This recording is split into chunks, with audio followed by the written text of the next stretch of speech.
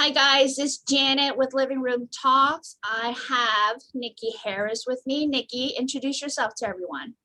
Hi, I'm Nikki Harris. I'm an athletic trainer. I have been going on 10 years, 10 years of athletic training, and I currently hold the position as the Director of Student Recruitment for ATSU University.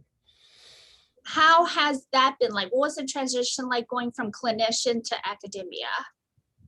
Um, it's different, I must say. I am very grateful in my position prior to this. I was in a split position, so it definitely gave me a little bit of time to transition into the academic role because it's definitely much different than being a clinician. I will say that my clinical experiences and the relationships that I've built being a clinician have been so helpful to me as an educator, that I'm very grateful for that. But it's still busy, still crazy, but it's an adjustment coming from the clinical side. What were some skills that you had to develop when you became an educator? I think every clinician is like, we need more clinicians in academia because, that's what we want to see. But there is a true art and science to education and to teaching. So for me, I think I really had to learn some of like the instructional basics, if you will, little things from like classroom management to kind of like working in higher education, some of the things that you don't see from the outside in terms of like accreditation standards and different things that have to be met and different parties that are involved in like decision making. Kind of the in and outs or the smaller things of education that I just wasn't aware of from being like an adjunct instructor or like a preceptor.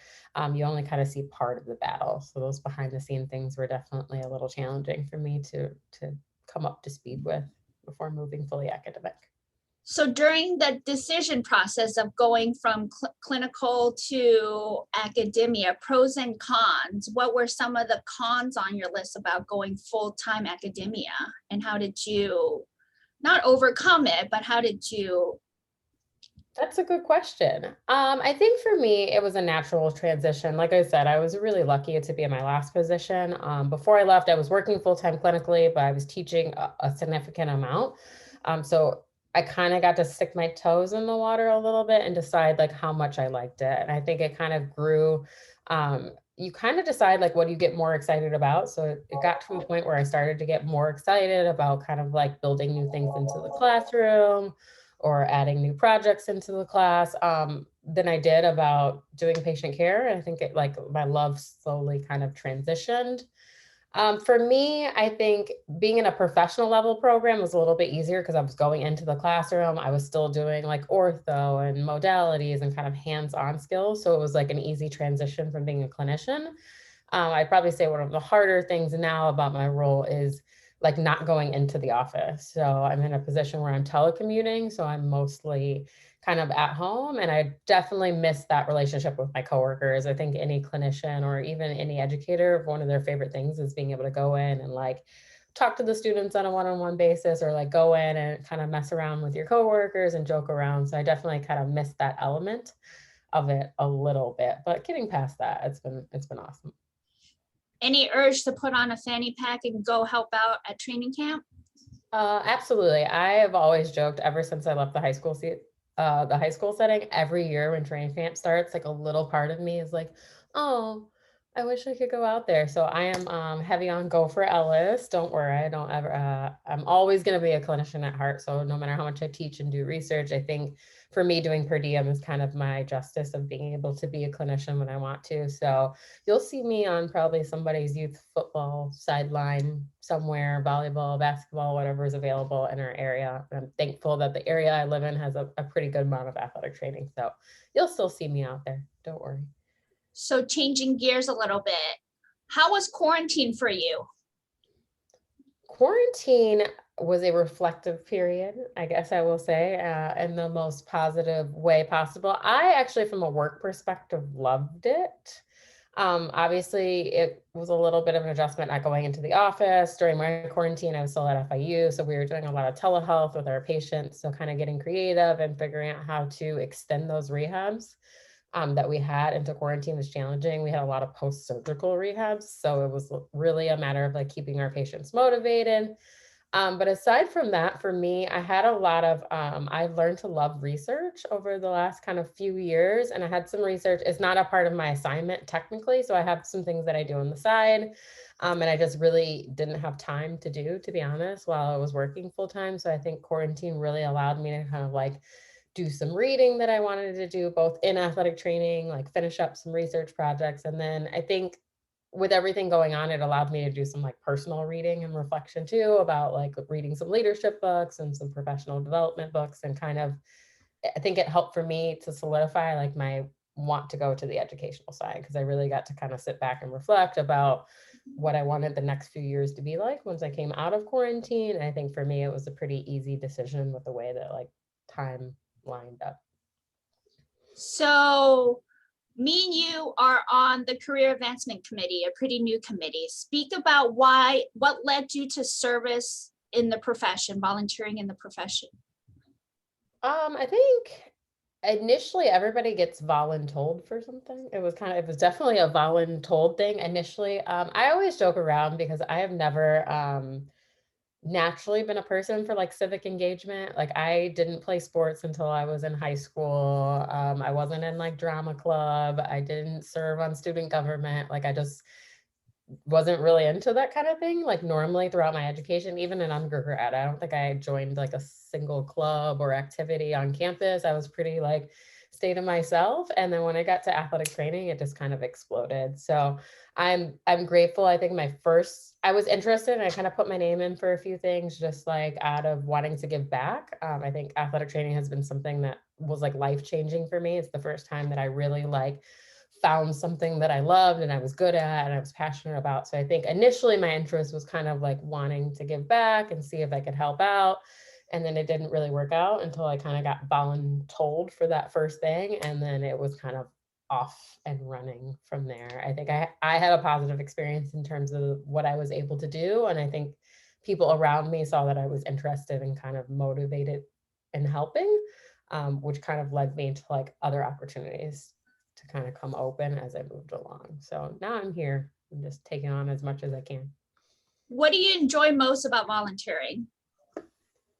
Um, for me, like I said, I think I was a little bit of a late bloomer, even to athletic training and everything. And I think it's probably because I didn't have enough mentors in my life to point me into like the right direction. So I think for me, one of the best things is being able to kind of network and create those relationships and like offer opportunities to people that either don't have that opportunity or like don't know how to get it easily, or it isn't easily accessible for them. So I think on whatever committee I'm on, I'm doing my best to make things that people need like easily accessible to them, because I felt as though if I had had that, I probably would have gotten into athletic training or gotten into different parts of the profession faster, like had I known it was available and had those opportunities. So for me, like being able to do that and see people benefit from that in whatever way that may be is really fulfilling for me, and it kind of keeps me wanting to do it in different areas of our profession. So part of the Career Advancement Committee, one of the things we look at is work-life balance. I know you have a little baby who is great on our Zoom calls. He loves being a part of it. He wants to serve too. So how do you balance everything, especially working from home too?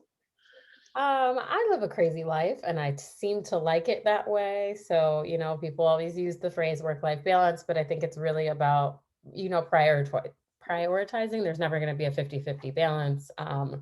People who know me, obviously, I think anybody at this point knows Trey, my son, because he pops in and out of every Zoom call. And that's just something I'm very upfront about it. I won't necessarily turn something down, but if somebody schedules a meeting that's like outside of his school hours, then it's just something I'm going to tell them, right? Like I'll be there, but if it's something where you need my direct attention, just keep in mind you may not have that. So I think I'm very upfront, especially with the people like that I work with, and that are surrounding me close, so that they know, what they're getting. I don't want anybody to be surprised. I think I saw like a meme or something on Facebook the other day that says, we expect moms to work as if they don't have children, and we expect people who work to act like they don't have children, like vice versa. And I think that's so true. So for me, I think the biggest part is being upfront with my work about my life, My husband's also a football coach, so I always bring that in. He has a crazy work schedule, so it's really difficult to balance. And I think vice versa, like as Trey grows up, I want him to know like we are there for you, but we also work really hard to provide you like the things that you have and the opportunities that you have. So I want to be upfront, I think, with my family members and with my son, so he knows kind of what to expect from his father and from me when it comes to work, and he kind of has that as an example, and kind of makes his own decisions. I think my parents were very much like that with me. They worked really hard, and my dad would throw us in the car and drive us on like a work trip, and he would let us stay by the pool while he was in a meeting or whatnot. And I think I saw that, and that kind of instilled that in me. So for me, it's all about being upfront and then saying no. That's the harder part at the career advancement age that we're at. I think we're finally getting out of the early professional where we're comfortable saying no when we just can't do something. In the beginning, I think that's a really tough, but now that we have a few years in, it's getting a little bit more comfortable to say no to things that you just know you won't be successful at, or that you won't be able to commit to kind of because of other personal things. So it's a delicate balance. So that's great. You have that work integration aspect into your life. So what would you say to young athletic trainers, especially new mothers or female athletic trainers about to grow their family? How would they approach it? And what are some lessons you learned from this work integration aspect? Like I said, one of them is being upfront. Two is don't like the world is not going to collapse if you are not there. And I would have never figured that out. Like hindsight is 2020, right? I always think back, like I missed weddings, I missed funerals in my first couple of years because I never even asked for time off. Like I was at the high school setting, I never asked. Like if asking for time off felt inappropriate, when in reality, nobody ever told me like you can't go there, you can't do that. It was just more so like the stigma that we have that we can't possibly leave or the world will collapse, when in reality, it's not.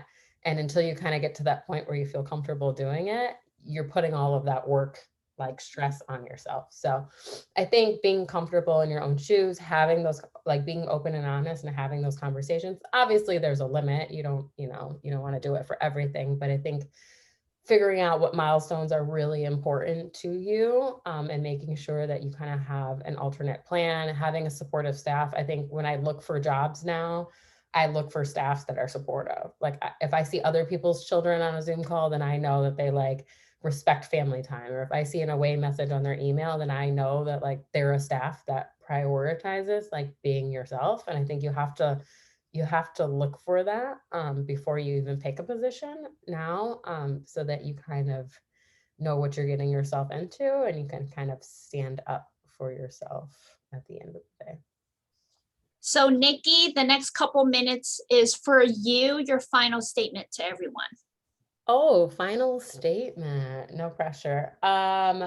Athletic training is such a beautiful profession to me. Like I said, I couldn't imagine myself doing something else. I think there's so much variety, there's so much opportunity.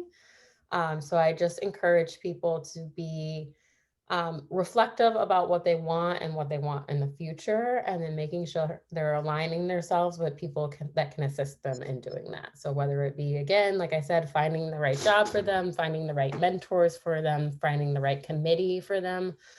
There's so much opportunity. And I think my biggest fear being from career advancement is people leaving athletic training. I want everybody to stay an athletic trainer forever until they retire.